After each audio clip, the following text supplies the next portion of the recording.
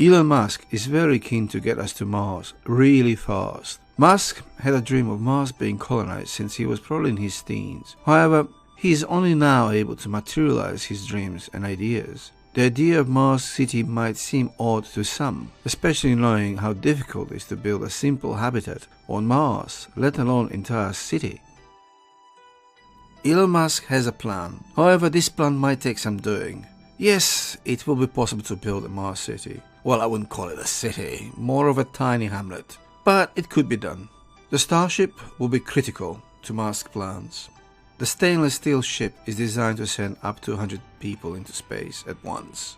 The Raptor engine that powers the Starship uses liquid oxygen and methane, and through simple chemical conversion, it will be possible to convert carbon dioxide in Mars' atmosphere into a fuel, using fuel plants that could be integrated into the Starship or sent to Mars beforehand.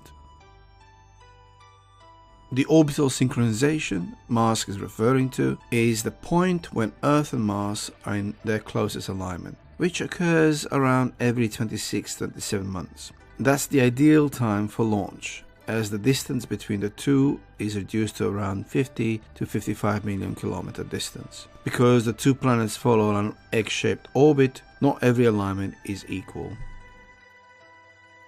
Elon Musk hoped to take advantage of the upcoming synchronization due in 2022 and 2024. However, this timetable was somewhat optimistic. The plan was to send 2 unmanned cargo starships to Mars in 2022, with each one capable of carrying up to 100 tons of cargo, ready for the first humans. The first manned mission would take place in the second synchronization in 2024, sending 2 manned starships alongside 2 further cargo starships. The 6 ships in total would carry around double the mass of the International Space Station.